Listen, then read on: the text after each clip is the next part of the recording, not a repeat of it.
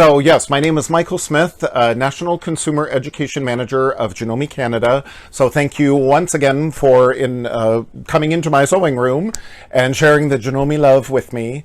Now my adorable partner Joe is here as my cameraman, as he was last week. Did all of you tune in last Wednesday during my seminar on AccuFeel quilting? And Joe made a surprise guest appearance.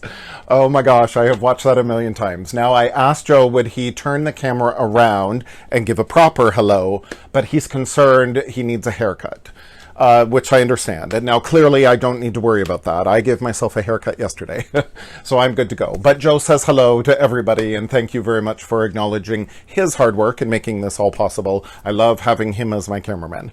So I can focus on today, we're going to talk about doing a rolled hem on your serger, and specifically a nice, narrow, neat little rolled hem.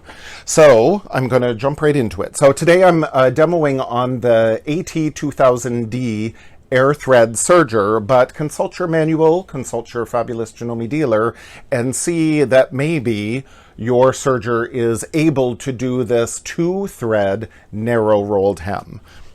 So I'll go right through it. So again, always check your instruction manual for everything. So when would we use a rolled hem? Now this is a 3-thread rolled hem. So I would use one needle. Typically I'd use the right needle, and I would use my upper looper and my lower looper to make this 3-thread rolled hem. And it's all nice and neat, beautiful. This would be like my napkins, for example, is a great project to use a rolled hem very quickly and easily. And this upper looper thread rolls to the back side, so it's all neat and clean, everything's finished. I love using the serger with the knife blade up, so I trim away all those little excess threads.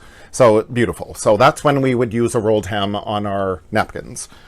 Now, also I love using rolled hem. This would be a cute little ruffle on the end of a sleeve, or this could be around a skirt or an apron. Nice little narrow rolled hem here, although this is a 3-thread, so it's still narrow, but very beautiful. I could use decorative thread, so it could be an additional embellishment, or blending thread, matching thread, and you'd barely even see it, which is really the point from these rolled hems. Now, I also had some fun as we're all still making our masks. These are the N95 masks, and I made some mask covers using actually old denim jeans that I had, and I used a rolled hem, in this case a 3-thread rolled hem, to finish off the edge of this denim. And I even inserted the elastic. I attached the elastic at the same time while I was doing that rolled hem. So that's a fun, quick, easy project to do. And in fact, I wrote a blog post on our Janome Life blog. If you type in janomelife.wordpress.com, and there, use the search box and do serger rolled hem, for example, and then this blog post will come up. Using your rolled hem for your mask covers. So that's a good project. A great time to use a rolled hem, any delicate fabric, chiffon and georgette, and organdy is the other one I meant to mention last time. So yes, this is my 3-thread rolled hem, very beautiful, but I hope you'll be able to see. Now I know sometimes if we go in too close with the iPad, it will do the autofocus, and I can't figure out yet how to stop that. So I'll try not to move too quickly. But as I compare, the blue thread on the right is my 3-thread rolled hem, and the green thread on the left is the narrow 2-thread rolled hem. So the blue 3-thread is about maybe 3.5 to 4 millimeters wide. This narrow 2-thread green rolled hem is about 2.5 millimeters wide. So it's nice and neat and narrow. And if I used, again, white or a gray thread, you wouldn't even really see it. So that's a beautiful application for a rolled hem.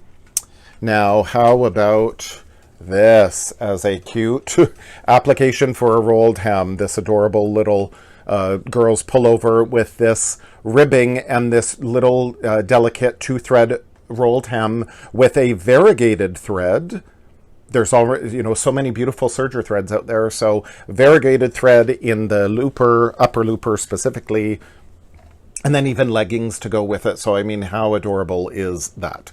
So, good application for your narrow rolled hem. So, when we set up our serger for our typical 3-thread rolled hem, if your serger is compatible of doing a rolled hem, you're going to see, do you have a notch or a little dial that will say S on one side? Can you all see that okay? Yes? So S, it'll say one side is like standard, and then R is your rolled hem. And why that is important is, up here is our stitch finger. Now, the stitch finger is this little pointy thing that is out when we're doing our standard serge, 3-thread or 4-thread standard serge stitch. The stitch finger is what the stitches form over. So that's why we want that stitch finger into play when it's on S for standard. But in order to do our rolled hem, we need to get rid of that stitch finger. So we need to click this over or turn a dial that says R, and that stitch finger disappears. So I'll put it back to S, there's my stitch finger, and blink, you miss it, and the stitch finger disappears. So now the stitches are going to form on this stitch finger that's smaller, so my rolled hem will be smaller, and it's closer to my needle, so it'll produce that more narrow rolled hem. Now, in this case, I'm using my right needle since it's closer to the edge of the fabric, so that'll produce a smaller rolled hem. I've removed the left needle, and as a tip, you're going to tighten that screw. Once you remove whichever needle, tighten that screw again, so you don't want it to disappear. I've had that happen, so tighten that again. So if you will come down here, so I'm using my right needle. Now, if you come down here, I have retracted the knife blade, the upper knife, and I do that simply by turning this little knob here. So when I do my rolled hem, I do like having my upper knife activated. Sometimes people prefer it down. It's your choice, really, but I like having it up. Right now, I've moved it down just so you can see a little better. This is my lower... The knob here to retract the knife blade, yes, is down here. On the AT2000D, again, if you have a different model of serger, consult your manual on how to retract your knife if you wish to. But this up here where my stiletto is my my lower knife. Sorry, that's my lower knife. And for most of my serging, I have it in line with this little groove that's in my needle plate. If I turn this knob up here, if I turn it clockwise, it's going to move my lower knife more to the right. So it's going to actually make a bigger stitch. So I hope you can see that moves a little bit. It moves out about 5 millimeters. So that produces a wider stitch. So if I want to do a more narrow stitch, and particularly a rolled hem, I want it to be more narrow. So I'm going to move that dial counterclockwise, and it's moving that lower knife closer to the bed of the machine. So I'm going to park it right up against, so that'll produce a nice narrow rolled hem. So now I can come up here to the tensions, and we've got our left needle, which again I'm not using, right needle, that I just usually leave alone. This is my upper looper. So if I was doing a typical 3-thread rolled hem, I would loosen my upper looper. Now, standard tension's about 3 or a 4. So in order to make it looser, I want a smaller number. So I'm going to turn my wheel down. So I always think of down low to make it looser. So that's my upper looper.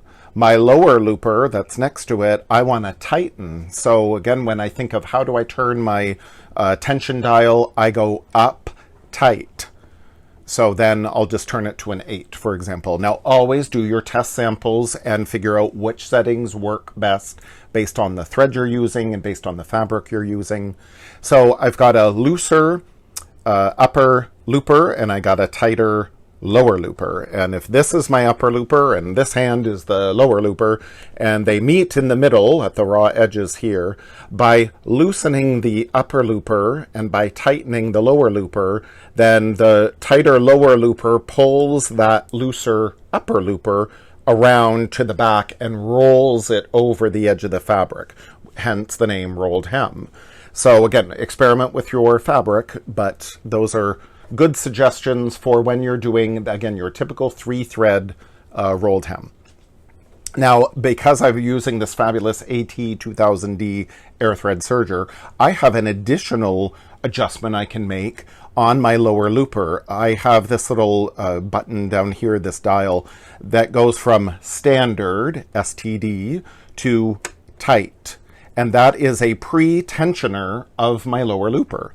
So yes, I have my tension dial up here that I would again tighten, but I can also move this dial from standard to tight as further pre-tensioning of my lower looper as that thread goes down and through the threading process. We have this same function on our Cover Pro, our CPX 2000, for example. So again, double check your manual to see if your machine has that adjustment to further tighten the lower looper. Now, if you don't have this adjustment, you can always tighten your lower looper even more. It goes all the way up to 9. So that's an adjustment too. So then the last thing we need to do to get this ready for our standard 3-thread rolled hem is to turn our stitch length dial here. Normally I do most of my serging at like 3 or 2.5, but I'm going to turn it to where it says R, so rolled hem. So that's our standard 3-thread rolled hem. Now, I like to go one step further and literally turn this to 1. I make my stitch length even closer. And I do that because if you look at this sample here, can you see that okay? I can see lots of white through my red serging thread here. So the white of my fabric underneath at R, the regular rolled hem, I see the white fabric underneath it. So if I look over here to the left on this side, I've turned my stitch length down to 1. So I have better coverage. My red thread is showing, I don't see white under or through that red thread at all. So that worked out really well. Over here on this sample, it's at R, is regular standard rolled hem. And there I can see a little more of my fabric underneath than I really care to.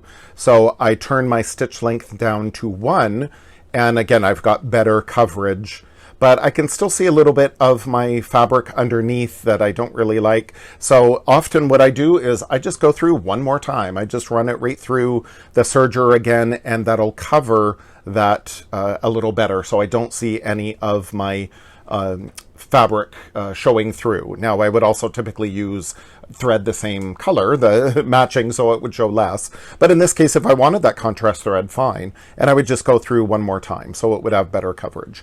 Now, what thread you use really makes a difference as well as far as coverage for your rolled hem.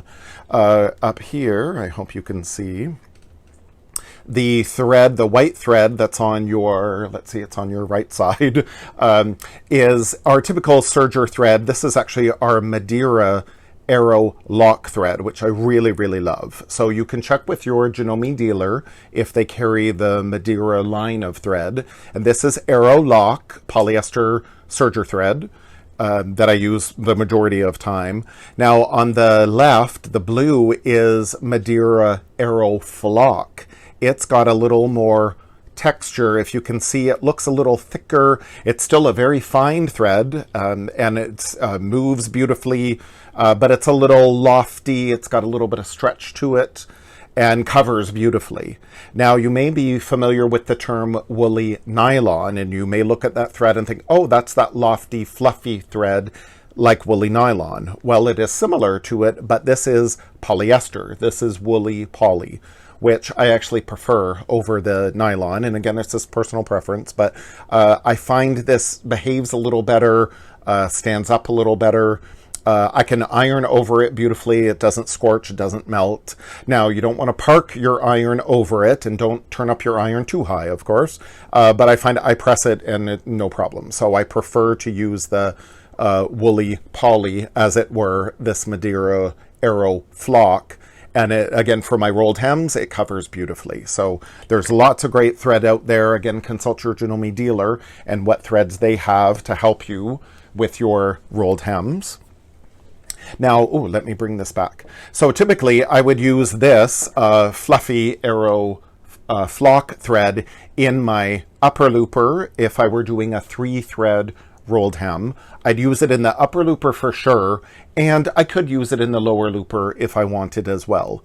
Now today we're doing a 2-thread, really narrow rolled hem, so I'm going to use this arrow flock in my lower looper, as I have here in white.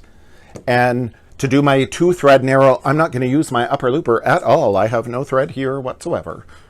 Now, the secret, you may wonder, how is that possible? So in order to convert our standard 3-thread serger down to a 2-thread, we need, if you want to follow my eye, follow me here, we need this special little invention. It's called a spreader. And on the AT2000D, it's actually attached to, this is the post of the upper looper, and here specifically is the wand of the upper looper. So the spreader on this model of serger, the AT2000D, is attached to the post of the upper looper. There are some sergers, in Canada we call it the Pro 40X. In Janome America, I believe it's the like 11,000D serger, but I believe it's the same model. In that, in your accessory case, is this little white piece of plastic that sits on the edge of this post of the upper looper. And it's got a little wire through it, a little hook. And that wire goes through the hole of the upper looper. And it basically plugs up the upper looper into tricking the machine into thinking that it's threaded. So again, consult your manual. If your serger, because again, not every serger can convert down to a 2-thread. So if that's something you're interested in now, maybe this is a great time to upgrade to a new serger. So double check again with your Janome dealer. Now I've got the advantage of this AT2000D in that, again, this spreader is already attached. So I'm going to use a tool that comes with the machine that's in the accessory case. I hear from so many people, they didn't even know it was there. So it's a tool, it looks actually very similar to our needle threader, is available in a separate blister pack from your Janome dealer. And this comes in our CPX 2000, our Cover Pro machine. And on one side of it is a needle holder, very convenient, but the other side here is the needle threader. So this is available in a separate blister pack. I'm going to discuss this a little more on Friday as a sneak peek. I'm coming back Friday, 3 p.m. to talk more about using decorative threads on your serger. And I will be showing this threader tool. But in our AT2000D accessory pack, I've got this tool. Again, half of it is a needle holder, so great to insert our needles, or when we're removing needles, we use this. But the other portion of it, can you see? Yes, is that okay? So the other portion of it is this little knob here, and that's going to go in this hole of the spreader. And then that helps me swing it over this way. And I'm going to, there's a little notch right at the end of that spreader. And that's going to clip into the hole of our upper looper. And again, we're tricking the machine into thinking that upper looper is threaded. So again, it's officially called a spreader, but I like to think of it as a converter. I'm using that to convert it from a standard 3/4 thread down to a 2. And I just always take my finger in there, if you could see, like just to double check that, yeah, that's really in the hole. It's plugged up. So now that is, oh, and I wanted to mention too, if you can't find your manual, you can go on to janome.com or janome.ca, scroll to the bottom where it says support, click on support, it'll take you to another screen and it'll say manuals, and you can click on manuals and you can find your manuals there. There's even a retired section for machines no longer in production. But what I like to do is I go through my manual, but then because I don't always want to leave my manual around, let's say, I write down some information, in this case a rolled hem, on these little like recipe cards, and I keep these near my machine, or when I travel and take my machine with me, I write everything down on these little recipe cards, so it's a little cheat sheet as well. So now I've got my upper looper plugged with my spreader, and I believe I'm ready to go. So now I can close up my machine. I'm going to raise my knife since I like having it, and then I'm going to put my foot back on. And then there I would do my test serge, and there is my 2-thread narrow rolled hem. Very beautiful. It looks beautiful on the back. If I used it in matching thread to my fabric, I wouldn't even see it. But when is a good time to use this rolled hem? Here's a little tip for whether you use a 3-thread or a 2-thread, but here's a little tip for you all. When you use these flimsy, very delicate soft fabrics, like again organza or chiffon, or in this case this netting, here is my standard 3-thread rolled hem. That looks okay, but over here to the right, I think it looks a little better, a little nicer. And what I did to achieve that, and let me bring that back. As well, this little technique that I'm about to show you, if you find, can you see these little wispy bits of the black coming through? So I did my rolled hem, but I still saw a little bit of these little whiskers or these little pokies come through. But when I spin my sample around there, you don't see those pokies there at all. So in order to eliminate these little pokies or to add a little more stability to these flimsy fabric, I love using, it's a tip I learned in college. And I studied fashion design. I can't believe in May this month, I graduated 25 years ago. Like, where did the time go? But this is a tip that I did. I use water-soluble stabilizer. And where I got that, it's my favorite. I mention it all the time. Madeira has this wonderful stabilizer starter set. And they're big sheets of a variety of stabilizers. And there's a great booklet that explains exactly when to use which ones and how. So again, double check with your Janome dealer to see if they have the Madeira stabilizer starter set, or they can order you packs of stabilizer too. And I love using the water-soluble stabilizer. So I'm going to get my stabilizer started. Ooh, the correct foot pedal helps. So I'm going to start my stabilizer, so cut a bigger piece. Then I'm going to take my chiffon fabric, or in this case my netting, or whatever fabric I need extra support. And I'm going to put that now under my foot. And this is why I like having my knife blade activated, because I'm going to trim off just a little bit of the edge of this water-soluble stabilizer, so then I know that it goes right out to the edge of my fabric. And I trim off a little bit of the edge of my fabric as well. It's just a personal preference. Some people use their knife blade for rolled hems and others don't. So again, it's a personal preference. Ooh, I just got them caught a little bit. I use my handy side cutter here. So there. So I've got my water-soluble stabilizer up top. I've got my fabric underneath, and already it has easily started ripping away as I removed my project from the foot. So it just literally rips away. So simple and easy. And there is my beautiful narrow rolled hem. I'll bring back my original sample so you can compare. So this was my standard 3-thread that I did with no stabilizer.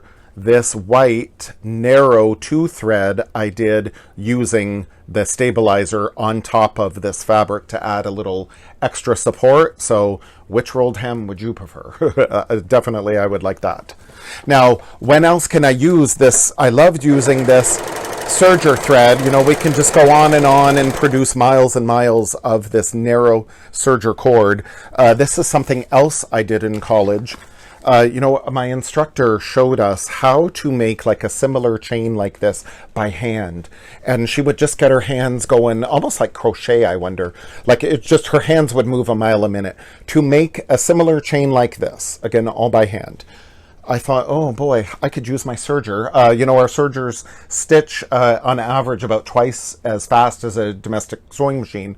So we're looking here about 16 to 1800 stitches a minute. So I'd rather make a chain like this of all my serger thread. And what I do with this is I then fold this in half and I put this in the waist seam of a skirt, or I put this in the side seam if I were making a strapless dress, let's say. And I know what you're thinking. No, I've never done drag. I don't know why you're thinking that. But yes, I would put this in the side seam of my strapless dress. So then that way, this is how I would hang that dress. So great use for that narrow serger cord. Or I can bring up this beautiful lady here.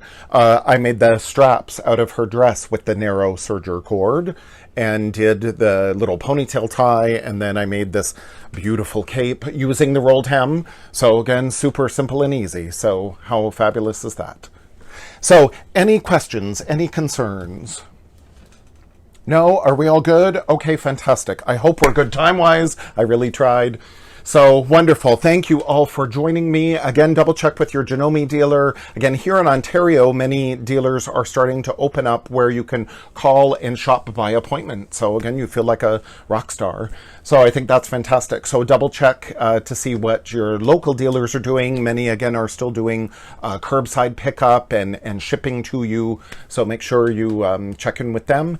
And I will see you again on Friday. I'm back here again with the AT2000D to talk about using decorative threads as well.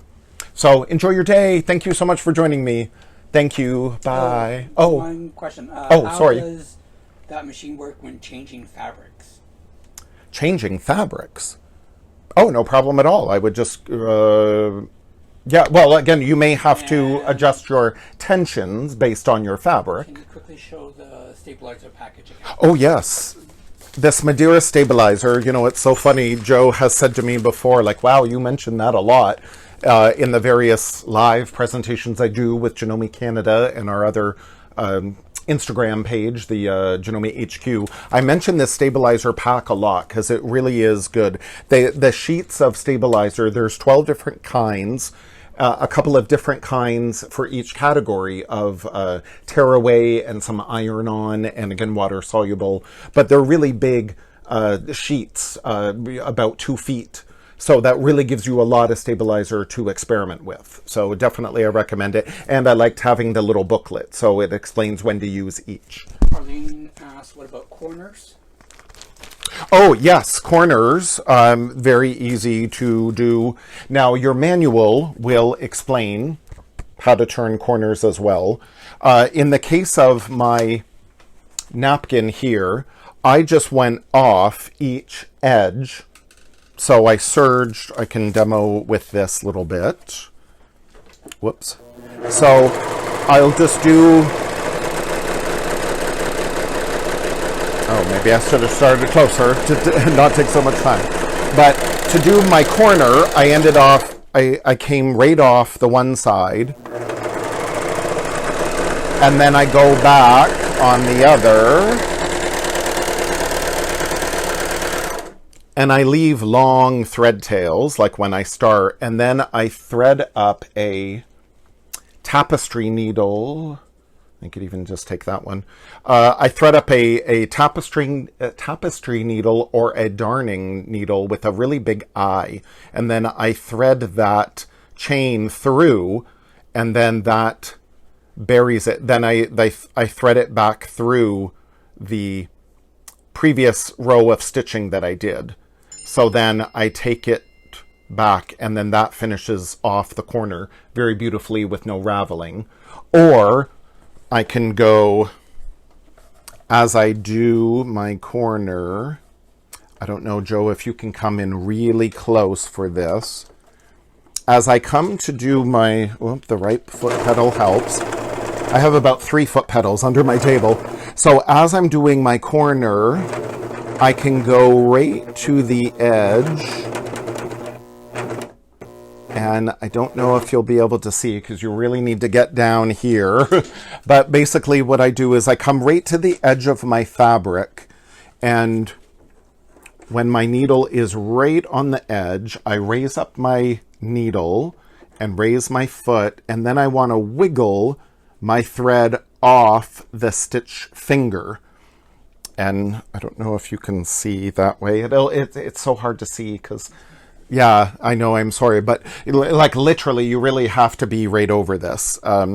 Maybe if I take off my foot, because I want to wiggle my threads right off that stitch finger. And then when the threads are off the stitch finger, I can pivot my fabric around. And again, normally your foot would stay on, but I'm going to pivot my fabric around and bring it right back up to the start. And then I'm going to start my corner again. So then I do like kind of like a wrapped corner. So I would bring it back if I need to pull these threads back up from the spool to reduce the slack. Then I can get started right away. And again, your manual does describe how to do this. So it's one of two ways to either leave that tail and again thread in your tapestry needle or your darning needle to bury that back in the previous line of stitching, or there was my wrapped corner. I have a little loop there, but again, I had taken my foot off and was trying to show to make some adjustments, but really that's not that objectionable at all. I might just mash that down, put a little fray check on it to secure it in place, or actually once I iron that down like there, that would be totally fine. So that's how you can do corners as well. So yes, thank you for the questions. Oh my gosh, that's wonderful. Sandy Rowland says she loves the scissor, but she has the worst time with the automatic needle threader. Is there some trick to it? Of the AT2000D with the, because it's got built-in needle threaders, which is great. But when I do my needle threaders, and of course we've got our machine locked whenever we're going to, oops, it's got to cycle through one more time. There we go. So when the machine is locked into position, now when I do my needle threaders, I'm just going to take my spreader and just take it out of the way. And then I've got that, take that away. So when I've got my right thread, I'm going to thread my right needle, I like bringing it around as I should, and then I want to make sure that there is, again, I don't know, Joe, if you can get in this close, because it goes across. There's the little wire in the needle threader, which comes through the eye of the needle. And then the thread comes across that wire, and there's a little notch. There's a little notch right at the side of the needle threader, and your thread needs to go through that notch in order for the little wire that's through your needle to pick it up.